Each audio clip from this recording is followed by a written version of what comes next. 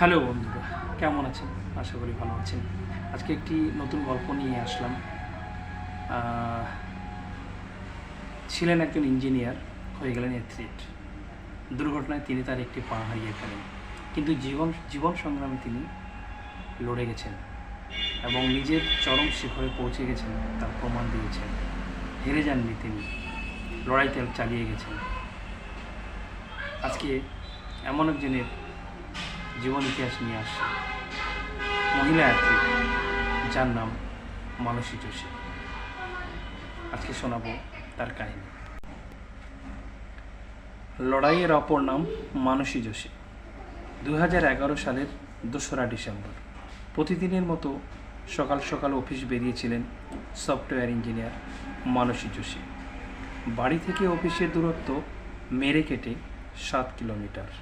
তবুও মুম্বাইয়ের ট্রাফিক কোনো ভরসা নেই, তাই 22 বছর বয়সী তরুণী স্কুটিতেই যাতায়াত করেন। সেদিনও অন্যথা হয়নি, কিন্তু যাত্রা শুরুর 10 মিনিটেই মানুষের জীবনে নেমে এলো ঘোর অন্ধকার। উড়ালপুলের তলায় ইউটার্ন নেওয়ার সময় উল্টো দিক থেকে ধেয়ে আসা এক ট্রাক সজোরে ধাক্কা মারে তরুণীর স্কুটিতে। কোনো ক্রমে প্রাণ বাঁচলেও বাঁ পা পিষে দেয় দৈত্যকার ট্রাক। সঙ্গে সঙ্গে পথচারীরা ছুটে আসেন, কিন্তু কি করবেন খুঁজে পাচ্ছেন না তারা। শেষ পর্যন্ত পুলিশ এসে স্ট্রেচারে করে তাকে স্থানীয় হাসপাতালে নিয়ে যায়, কিন্তু সেখানেও বিড়ম্বনা। পরিকাঠামো না থাকায় এক হাসপাতাল থেকে অন্য হাসপাতালে ছোটাছুটিতে পরিস্থিতি আরও খারাপ হতে থাকে। দুর্ঘটনা ঘটে সকাল 8:30। চিকিৎসা শুরু হতে বিকেল 5টা, আর তাতে আশঙ্কাটা সত্যি হয়। পরের 45 দিনে মোট 6টি অস্ত্রোপচারের পরেও হার মানেন চিকিৎসকরা। মানুষের পা কেটে বাদ দিতে হয়। সেদিন যদি মানসীকে আরও আগে হাসপাতালে ভর্তি করা যেত, আরও আগে যদি চিকিৎসা শুরু হতো, হয়তো তার পাটা বাঁচানো যেত। কিন্তু মানসী যোশী যে লড়াইয়ের অপর নাম। আফসোস করে বাড়িতে বসে থাকার মেয়ে নন, বরং প্রতিবন্ধকতাকে শক্তি বানিয়ে জীবনে নতুন দিশা খুঁজে নিয়েছেন। বর্তমানে ভারতের অন্যতম সেরা মহিলা ক্রীড়াবিদ তিনি। 2019 সালে প্যারা ব্যাডমিন্টনের বিশ্ব চ্যাম্পিয়নশিপ জয়ী। ভারতের প্রথম ক্রীড়াবিদ হিসেবে টাইম ম্যাগাজিনের কভারে তাঁর ছবি প্রকাশিত হয়। সম্প্রতি এক অনুষ্ঠানে কলকাতায় এসেছিলেন মানসী। সেখানে একান্ত সাক্ষাৎকারে তারকা ক্রীড়াবিদ বলছিলেন, প্রথমেই আমি আমার মা বাবাকে ধন্যবাদ জানাতে চাই। ওই দুর্ঘটনা ছিল ওদের কাছে বড় ধাক্কা, কিন্তু কখনো আমার কাছে দুঃখ প্রকাশ করেননি। বরাবর আমার পাশে থেকেছেন, ভরসা জুগিয়েছেন। ওরা বলতেন, 100% উজাড় করে দে, মা বাবাই আমার জীবনের অনুপ্রেরণা। মানসী ব্যাডমিন্টনেও হাতে করিয়েছিলেন তার বাবা। মাত্র 6 বছর বয়সে মেয়ের হাতে র্যাকেট ধরিয়ে দেন বাবা, অ্যাটমিক সেন্টারের বিজ্ঞানী গিরিশচন্দ্র যোশী। এরপর স্কুল, কলেজ ও জেলাস্তরেও ব্যাডমিন্টন খেলেছেন মানসী। তবে খেলাধুলো ছিল তার হবি, আসল লক্ষ্য ইঞ্জিনিয়ার হওয়া। স্বপ্ন পূরণ সফলও তিনি হয়েছিলেন, কিন্তু কালবৈশাখী ঝড়ের মতো পথ দুর্ঘটনা তার জীবনকে ওলটপালট করে দিল। তারপর প্রস্থেটিক পায়ে রিহ্যাবের সময় ব্যাডমিন্টন খেলতেন মানসী।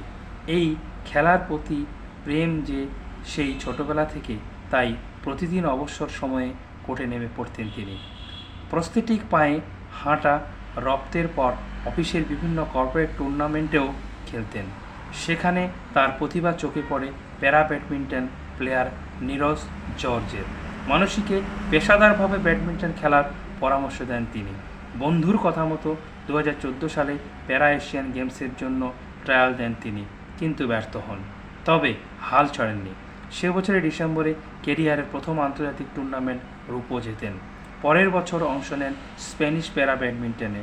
সেখানে অবশ্য কোনো পদক জেতেননি তিনি, তবে আত্মবিশ্বাস ক্রমশ বাড়তে থাকে। এরপর আর পিছন ফিরে তাকাননি। শুরুর দিকে চাকরি ও খেলাধুলো একসঙ্গে চালানো সম্ভব হয়ে উঠছিল না। 2016 সালে তিনি চাকরি ছেড়ে পুরোপুরি ব্যাডমিন্টনে মনোনিবেশ করেন।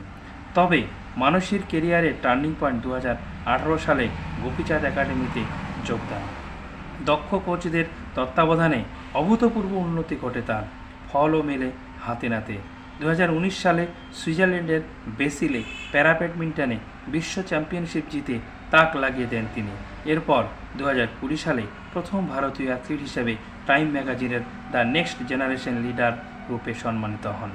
2022 সালের মার্চে মহিলা সিঙ্গলস SL3 বিশ্ব র্যাঙ্কিংয়ে 1 নম্বরে উঠে আসেন তিনি। মানসী বলেছিলেন, ব্যাডমিন্টনকে ছোট থেকেই ভালোবাসি। দুর্ঘটনার পর পেশাদার হিসেবে খেলতে শুরু করি। শারীরিকভাবে ব্যাডমিন্টন খেলা কখনো চ্যালেঞ্জ মনে হয়নি, তবে শুরুর দিকে আর্থিক সমস্যায় ভুগতাম। পাশাপাশি প্যারা অ্যাথলিটদের জন্য উপযুক্ত পরিকাঠামোর অভাব ছিল। এখন অবশ্য পরিস্থিতি পাল্টেছে। 2022 সালে হ্যাংঝৌ এশিয়ান গেমসেও সিঙ্গলসে ব্রোঞ্জ এবং ডাবলসে রূপো জেতেন মানসী। 34 বছর বয়সেও এই খেলার প্রতি তার খিদে একটুও কমেনি। তার কথায় সত্যি মানসী যোশী এখন সবার কাছে অনুপ্রেরণা। তার কথায় পথটা সহজ ছিল না, তবে মানসিক দৃঢ়তা কখনো হারায়নি। ভাগ্যের পরিহাসে আমার মতো এমনটা অনেকেরই হয়ে থাকে। তাদের বলবো, প্রতিবন্ধকতাকে শক্তি বানিয়ে এগিয়ে যাও।